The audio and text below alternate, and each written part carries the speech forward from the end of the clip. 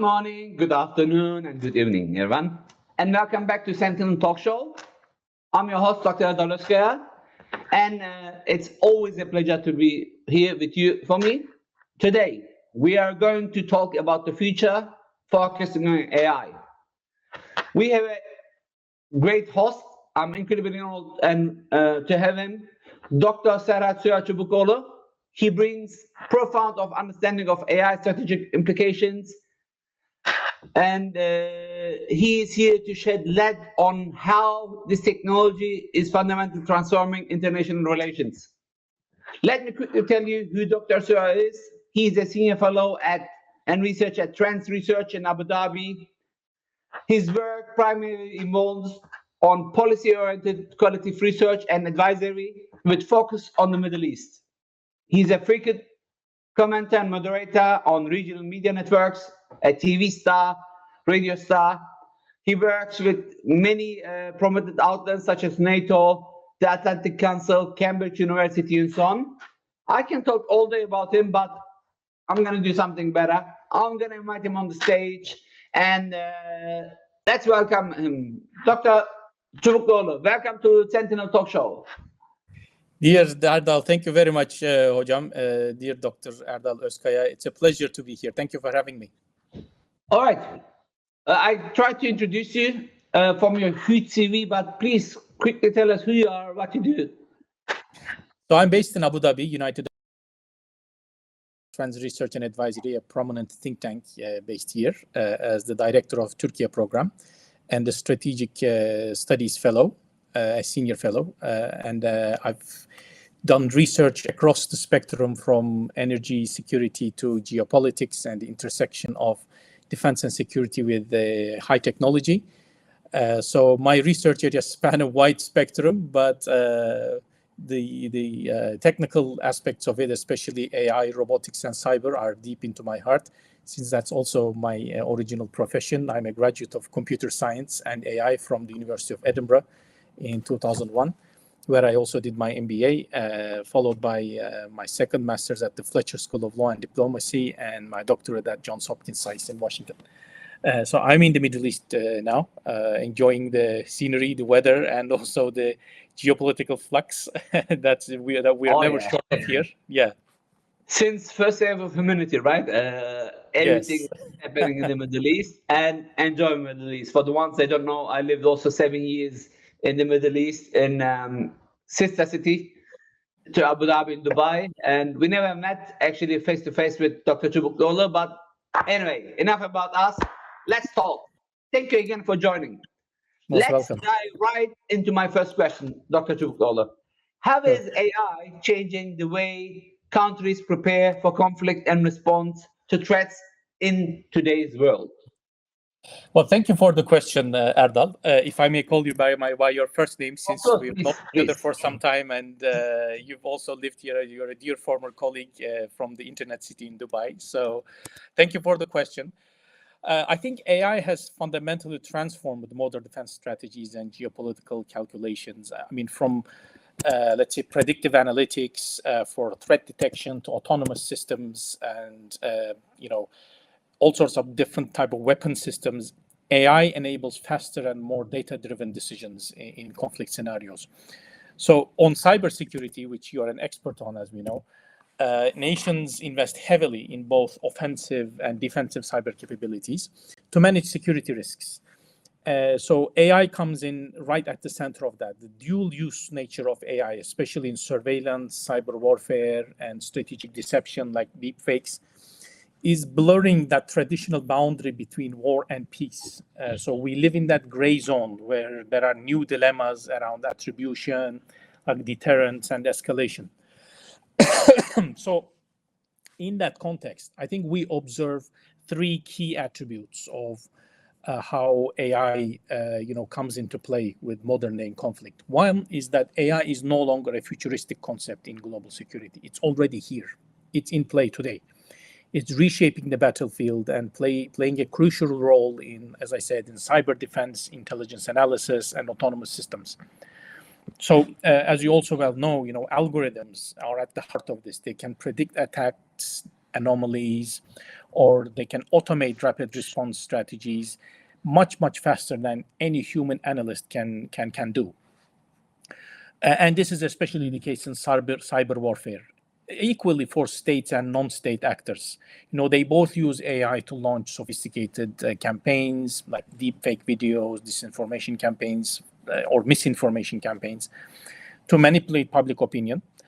It's not just the speed that the challenge we have here, it's also ambiguity, attribution and so on. So AI blurs the line between where offense ends and where defense starts. What is peace and what is war? So we increasingly live in that gray zone of undeclared war, or the fog of peace, as I call it.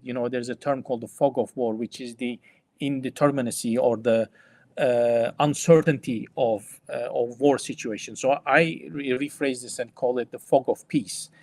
It's as though we live in a diplomatically or politically peaceful world, but it isn't actually. There are many undeclared gray zone wars that are going as we speak. And AI and cyber comes deeply into that.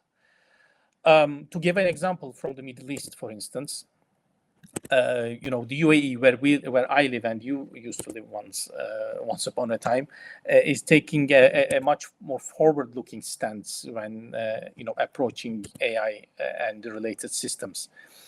For instance, there is an AI and Advanced Technology Council here in Abu Dhabi.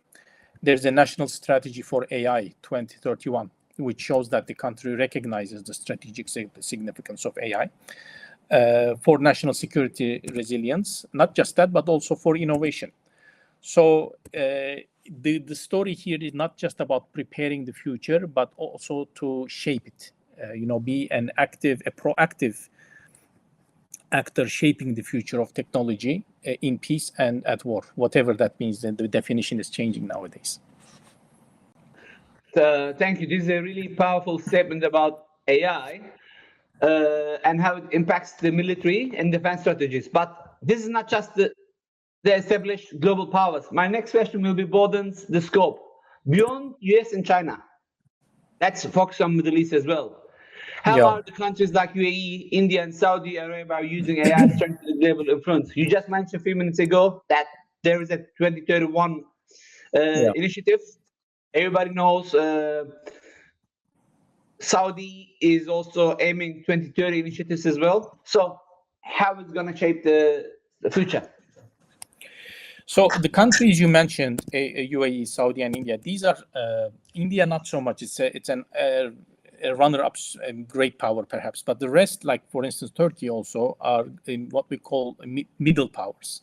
So these have the flexibility and the agility to not be attached to any particular steadfast alliance, but to have the skills to make deals with everyone, with pretty much be able to talk to everybody. And UAE is known very much for that. Its national brand is centered around its diplomatic skill set to be able to speak to everyone in the diplomatic spectrum. So we are seeing a new era where these middle powers are rising as technological actors as well. And the UAE, again, continuing from the previous example, has made AI a centerpiece of its vision for a knowledge-based economy. So it's preparing for this post-oil era and to position itself as a knowledge-based service economy rather than a commodity-dependent, a restricted economy. Right? Yes, and so, like for instance, from hosting the world's first Minister of State for AI, this is the first place where they established a Ministry of AI, to investing in like sovereign AI infrastructure and creating what some people might call AI diplomacy, using innovation to enhance international partnerships. And we saw that with, for instance, US President Donald Trump's recent visit to the Gulf, where he made a bunch of deals from investments to, technology procurement and transfers of, high value products, and establishing centers of knowledge like hubs and bases, universities, where they will solely focus on creating high technology and researching and creating high technology products. So we mentioned UAE Vision 2031.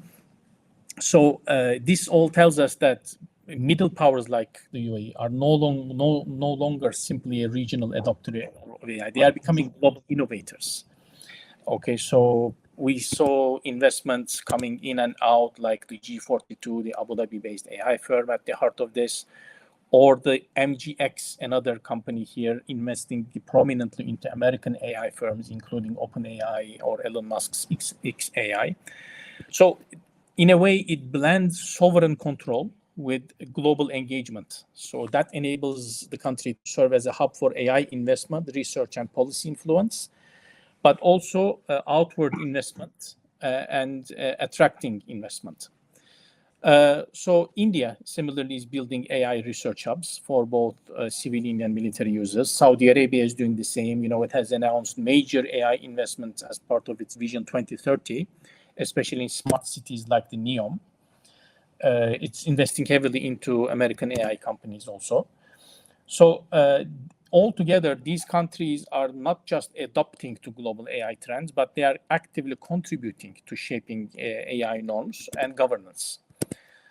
So we see a kind of redistribution of, let's say, technological power that shows that the influence in present day, in 21st century, is increasingly tied to innovation ecosystems and not just hard power instruments like commodities, like weapon systems or human capital. Yes, these are all very important, but innovation is actually the centerpiece of this new paradigm, where a middle powers see in increasingly wide space to create value and a niche area for them. You mentioned many great things, but one thing is very clear: AI is becoming critical tool for nations' power project. Behind, of course, I was always looking to AI from cybersecurity perspective, from technology perspective, and thank you for bringing the insight that how AI is going to shape the future of countries as well. In one hand, we have the foster cooperation. In the other hand, it creates dependencies. So let me go to my third question. As countries become more connected through technology and data, how might AI increase both cooperation and dependence among nations? You mentioned India. We all know what happened between India and Pakistan. We don't have to talk about Middle East. It's there for thousands of years, the non-stop political fight.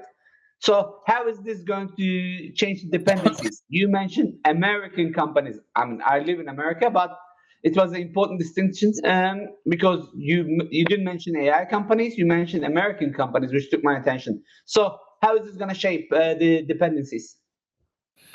I think this is a very timely question and a complex issue that you touched upon, Erdal. On the one hand, AI, yes, it can foster unprecedented cooperation. And we saw examples of this, let's say, during COVID-19 pandemic.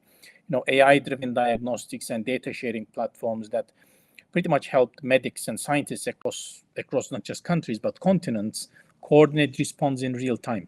So AI, taking that as a basis, we can infer, for instance, that AI can do the same in climate, to tackle climate change, in creating climate modeling, for instance, or food security, and even maritime safety in weather forecasts and so on.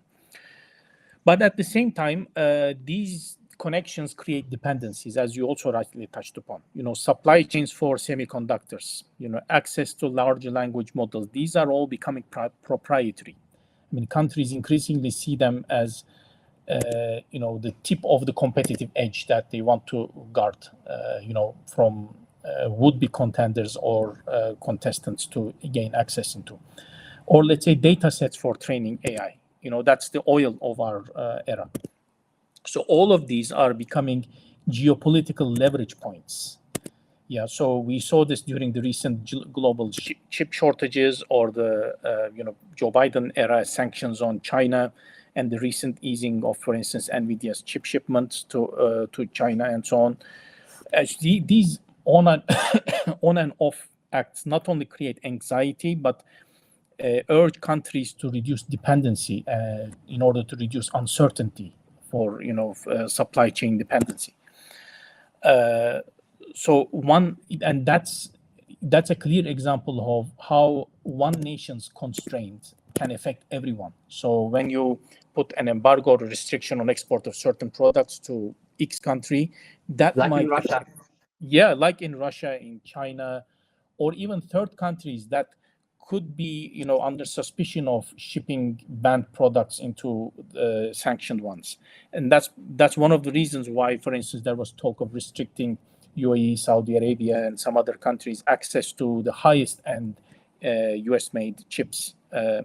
That's why, for instance, the US urged these countries to terminate their contracts with Huawei, with Chinese competitors, in order to keep that advantage or to keep them in its own sphere of influence. So you see these geopolitical games playing out and increasing intersection of trade, high technology, and geopolitics, basically. Wow. So, yeah. Oh, sorry. I don't know about No, the no. Huawei cancel consideration, but please continue. I thought you were done. Please continue. I mean, there is a balance in here, of course. I mean, you invest in national data capacity, right? For instance, creating data centers, AI research, and sovereign cloud computing. We see this in data localization. I mean, from your experience here, I'm sure you know, and so did I when I worked for another major IT conglomerate in Dubai, that one of the most frequent requests we got was do you have data localization? Do you have a local data center here in this country? Wherever we went, here in the Middle East or in Africa, one of the rising requirements, and I think by now it's across the board, is to have data localization and anonymity, that you cannot transfer a nation's citizen data, proprietary data, out of the country unless it's sanctioned or or approved. It's an approved safe destination by that country. You are not allowed to take it out. So things like that. So the key here, I think, is to recognize that this interdependence doesn't have to mean vulnerability. It can be a platform for shared resilience as well. As we see, tensions rise, but then they settle down to some kind of an equilibrium. So it's that kind of curve, So there might be ways to collaborate more than points that we contest across.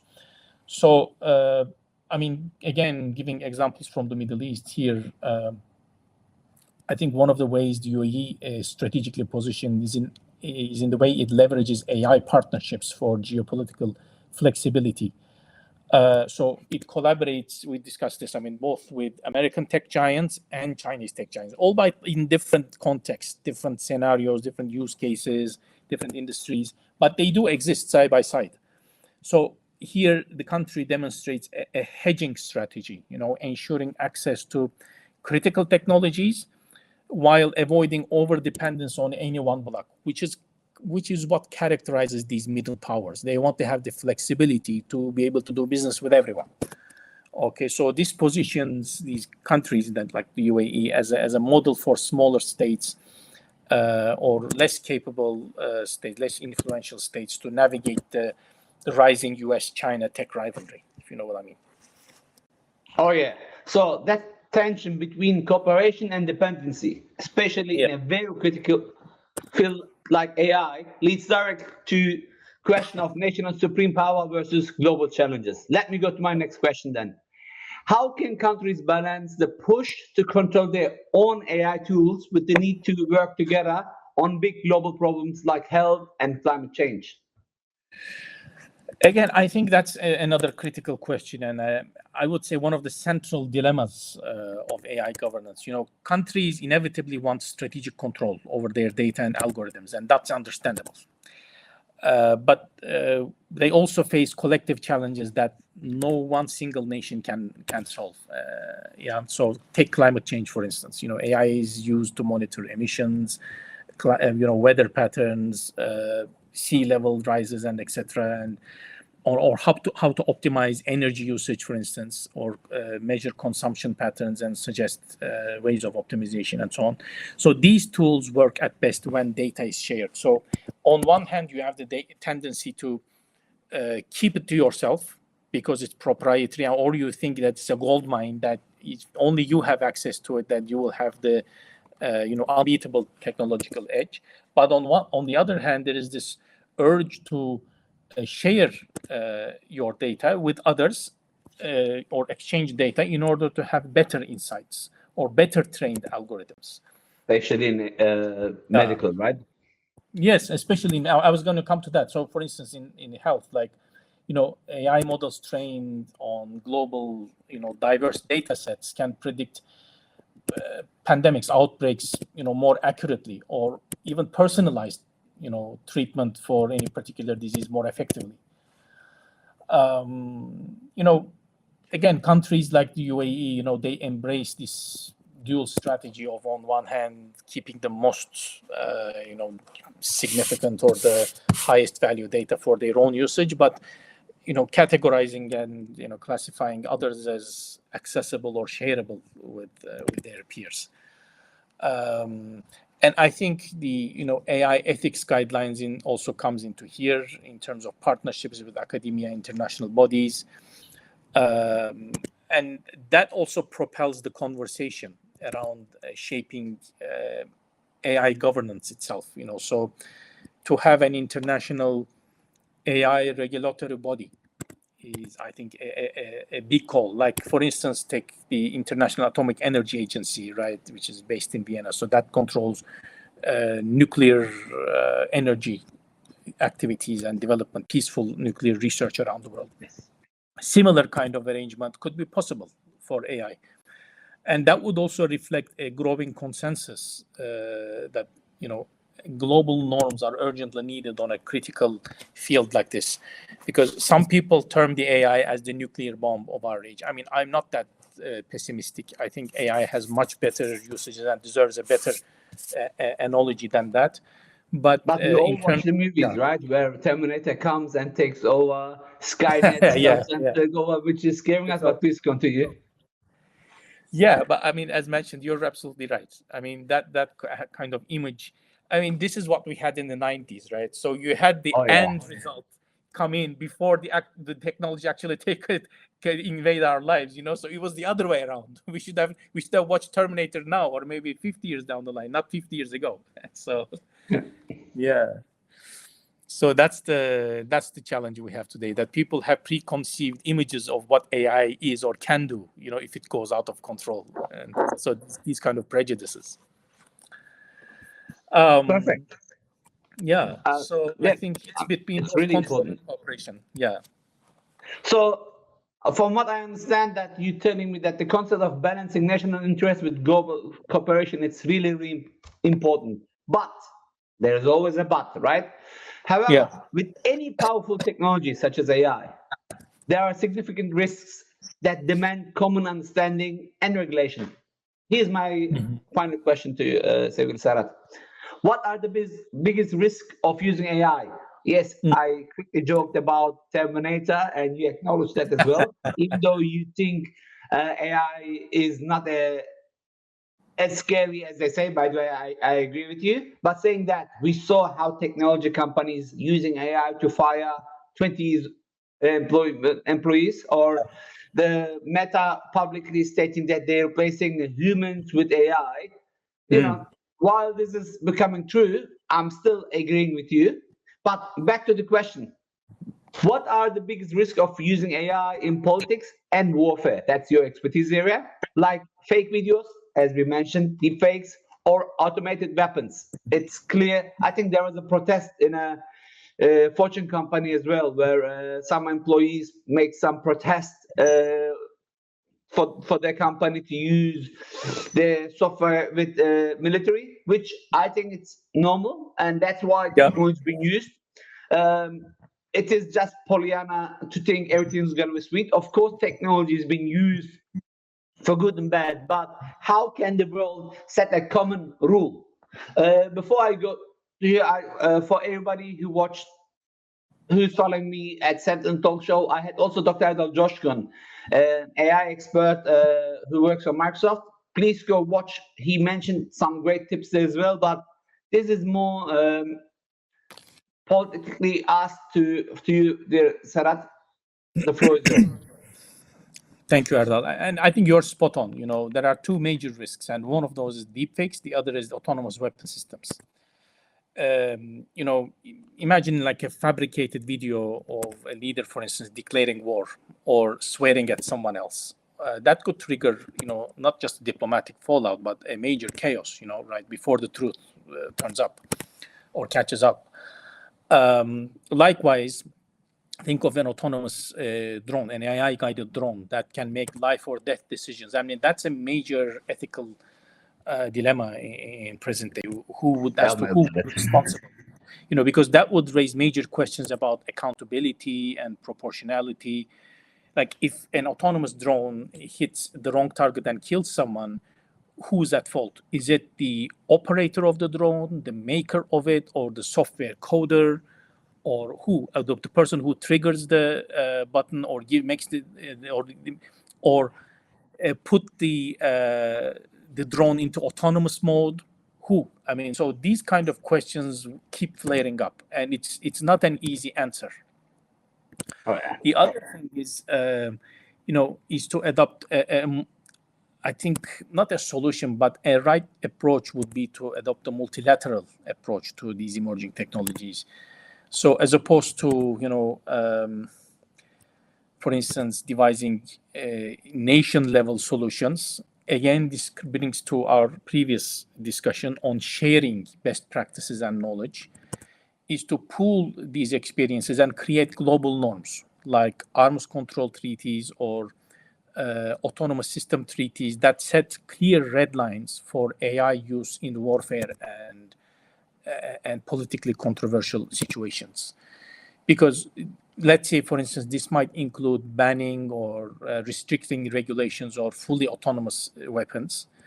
Just like, who uses today with many countries, I mean, at least as far as I know, 7 or 8 or maybe a dozen countries have nuclear weapons, but nobody uses them. People know that if you pull the trigger, that will be the end of the world. I mean, the reciprocity and the mutually assured destruction scenarios means the end of the world. So I think one will come to an understanding, or as collectively humanity, that the end of autonomous systems might in fact bring us to a scenario where it might go out of our control, and it might lead to scenarios where we can no longer control the outcome of conflicts. So to avoid these kind of things, I think there should be some standards for verifying both combat misinformation, disinformation, or filtering of information, other types of digital content, surveillance data, and the decision-making mechanisms that are transparent and controllable. So having an AI, global AI governance forum, for instance, could be one of that. That would bring together, let's say, policymakers, technologists like you, or civil service members, also civil society members, to discuss, brainstorm around, and shape these rules collectively. So coming back, I think it's imperative to ensure that whatever rules these collectively agreed rules become, they should reflect one, human dignity, two, responsibility, meaning that you don't pass the ball around and leave it in kind of a indeterminate state, as in buck passing and not accepting responsibility on any damage caused. And also it should reflect desire for peace and not for conflict. So that should be our ultimate goal. That's all. Yeah. Thank you. Thank you so much for this incredibly thought-provoking and essential discussion. Your insights have truly illuminated the complex and rapidly evolving landscape of AI's role in global affairs. I mean, I thought I know a lot about AI, but honestly, you brought many different aspects to AI, which is going to make me rethink. And thank you very much, on behalf of everybody. Do you have any last words before I let you go? I know it's late for you there. Sure. No, thank you very much for this opportunity. It's been an enlightening conversation and to a refreshing one as well to bounce off ideas and to hear your feedback, Erdal. Much appreciated. What I can say is yes, AI will be at the center for a long time of our discussions going forward and continue to shape tools of diplomacy, warfare, and economic development. I think that just gives us more food for thought. Of course. Thank you again. And please don't forget to follow us at Sentinel Talk Show as well. And keep in touch. Thank you for all your great work. With this, I hope everybody you enjoyed our chat with Serhat. He didn't just inform us about how AI has been used. He also gave us insights of how AI is shaping the political grounds as well. Understanding this dynamics is really important, especially in this navigating complex political landscape. As usual, I'm going to thank you all for watching us for the last God knows how many months. And please keep in touch. Next, I'm going to have another wonderful guest. See you in 14 days in YouTube, in Spotify, or wherever you want to watch us. Thank you very much and keep in touch.